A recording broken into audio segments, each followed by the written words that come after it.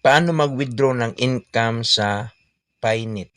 So, punta ka lang dito sa dashboard mo or login ka, pinutin mo yung menu. So, i-click mo lang dito yung menu. I-click mo dito yung investment. Ang withdraw lang natin dito is yung referral bonus, no? So, i-click lang dito. So, depende kung magkano yung package mo. So, ito yung kinuha package ko. So, sa itong pangalawang accounts ko yata to, no? So, itong account na to. Second account ko to. So, i-click lang dito yung withdraw. Kasi dito, pwede tayo mag-multiple accounts. No? Walang limit hanggat kaya mo yung maglagay ka ng capital. So, i-click mo dito, withdraw. Tapos, yung withdraw ko dito is tira lang muna. No? So, hindi ko lang muna yun. Kunin yung sales at saka interest. So, meron tayong commission dito na direct referral is $65. So, ito yung withdraw natin. 65. So, i-click na natin dito, withdraw. So, pag na-click mo yung withdraw, papasok yan dito. I-refresh mo lang. So, refresh dashboard. So, papasok yan dito. Meron tayong 324 Painit, no? So, fine. So, ang gagawin natin dyan is ibenta natin yung fine papuntang sa exchanger natin, no? So, check lang natin dito. So, yun lang muna. So, yan. So, ang gagawin natin yan, dalhin natin sa exchanger ng Painit. Ang kalan kasi dito, meron siyang exchanger na sarili na parang Binance. So, punta tayo dito sa ating exchanger. So, FMCP. So, install mo lang ito, yung FMCP na exchanger, na parang Binance din. Tapos, mag-register ka lang. So, kung wala ka pa nito, PM nyo lang ako para ibigay ko yung link para makapag-sign up ka. Okay? So, ito yung itsura. So, para siyang Binance. So, wallet. I-click lang natin deposit. I-click natin dito yung spot. I-click natin dito ito yung fine. Tapos, i-click natin dito deposit. Yan. Tapos, piliin natin dito yung Tron. Yan. Tron. Kailangan Tron yung network, no? Hindi yung BNB kasi mababurn yung coins mo na fine. So, ito yung Tron. So, kunin natin itong wallet address. Yan. Copy lang natin itong wallet address niya. Tapos, balik ka doon sa mining account mo. No? So, i-click lang dito, manage. Yan, manage. Tapos, so, meron yan dito is 324. Bawasan niya ng gas fee na 20. So, lagay lang dito, address. So, ang ilagay mo dito is 304. Kasi, mabawasan niya ng 20 na gas fee na Painit. So, 304 lang. 304. So, i-click lang dito. Tingnan natin, double check. 304. So, 20. So, i-click lang dito, withdraw. Pag-click na yan, withdraw, itulak mo lang pataas, tapos tulak mo pakaliwa. So, kapag withdraw balan din tayo dati, 170. Ito yung second account ko, so 304. So, i-click lang natin dito, verify. Tapos, kunin dito yung OTP doon sa email. Dito is 17 4163 41 4168 4168. So, click natin verify. So, yan na. So, na-verify na po. So, i-check na lang natin yan dito sa ano. So, wala na. Nag-zero na. So, punta ka na dito sa FMCP. No? Dito na yan. So, tingnan natin dito is pumasok na. So, yan. So, meron tayong 364 so meron 364.68 na fine. So ngayon, ibenta na natin. So punta ka na dito sa trades. Trade, no? I-click mo, ibenta natin yung Finite.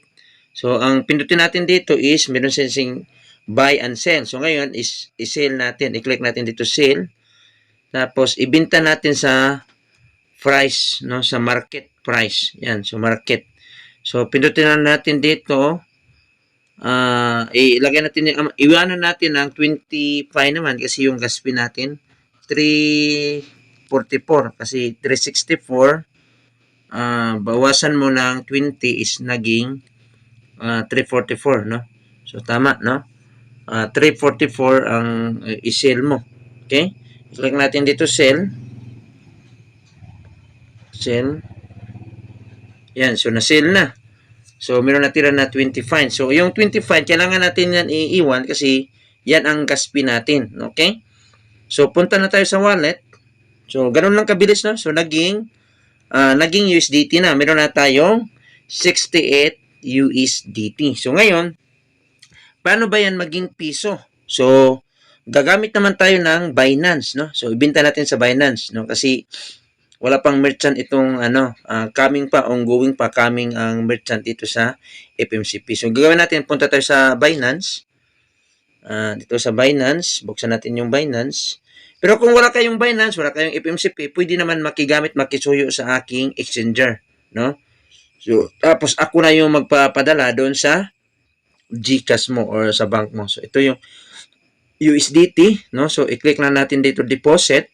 Deposit lang. Tapos, yung network niya is Tron. Tandaan mo po, yung network niya is Tron.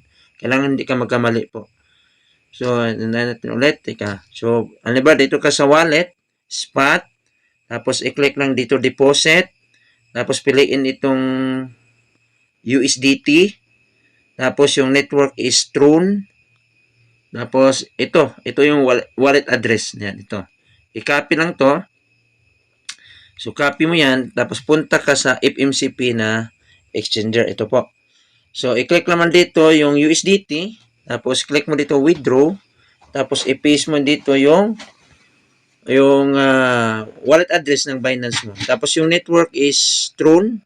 Kailangan hindi ka magkamali. Tron. Tapos yung amount is, pwede na yung ubusin, 68. Kasi yung may gas fee ka naman na 20 pinit. So, pwede maubusin yan. 68.88. No? 68.88. Tapos, i-click mo dito withdraw. So, pagka natapos na yung withdraw, i-click mo send code. Yung code dyan, andun naman sa email. So, kunin naman natin sa email. Punta ka dito sa email. So, yan. Dito, refresh natin. So, dito po, email. Ito. So, 68 yan. Ito yung OTP. Copy lang natin. Copy, tapos balik tayo sa email. Yan, email. Tapos yung authenticator code Google. So, kunin din natin dito yan. Authenticator. Yan. Authenticator sa email. Sa Google, ito po, FMCP ito. Copy natin. So, hindi kasi basta-basta niya na ma-withdraw pag walang code. No? So, ganun ka safe and secure yung pira natin. Okay? Tapos, confirm. So, yan. So, yan na po, no? So, confirm, no? Confirm rin natin. So, wala na. Wala na yung USDT, no? So, yan na po. So, balik tayo dun sa, Binance. Tingnan natin kung pumasok sa Binance. Pumasok ba sa Binance? So, ayan. So, check natin dito. Ay, ayan. Completed na. Yan, no? Pumasok na pala. So, check natin dito. So, kailangan meron ka ding Binance. Pero kung wala kang Binance, pwede tayo mag P2P, no? So, yan. Pumasok na. So, ang worth pala ang worth sa $68 is completed na. So, pumasok na. Galing sa FMCP natin. So, ang worth pala is 3,369 yung ang value doon sa $68 no? Yan. So, paano natin yan maging pira o maging cash in piso? So, pira na yan, dollars. So, gawin natin piso para pwede natin pangbayad sa mga due date natin, mga bills natin, no? So, panggasto sa bahay, po ganon. So, i-click lang dito natin, transfer lang muna. Transfer natin to pending. Transfer. Tapos, i-click natin dito max. Tapos, confirm transfer. Tapos, so, andito na yan sa pending. Ayan. So, pag dito na sa funding, refresh lang natin. Refresh lang. So, ibenta naman natin sa merchant. Okay? Sa merchant ng Binance. So, papalitan natin ng piso. So, yung $68 natin, papalitan ng piso. Yan, okay? So, tayo natin lang. Yan, dito na. No, sa funding. Yan po. So, ngayon natin dito is P2P na tayo. P2P. Click natin P2P. Tapos, para mabilis, ang gamitin natin dito is Express para napakabilis, no? I-click na lang dito. Tapos, ang gagawin naman dito is may naglagay buy and sell. Ang gawin natin dito is sell, no? Kasi ibenta natin yung USDT. Tapos, i-click natin dito max. Yan. So, naka-max na. So, max na po siya. So, 69.24. No, siguro man nadagdagan, no? So, ang palitan niya ngayon is 56.95, no? Bumaba medyo yung yung dollars, no? So, i-click lang din dito sell with 0p, no? So, ngayon is i-confirm natin ito, GCash ko, no? So, i-click natin dito confirm sell. So, ang babayaran sa merchant is ito, 3,932.83 ang ibabayad sa merchant natin. Ito po, no, 3,932.83. So, ang gagawin natin, i-message natin yung merchant. Hello, good evening. Good evening. Evening, sir. Ito po, GCash ko. GCash number. Pwede natin ibigay.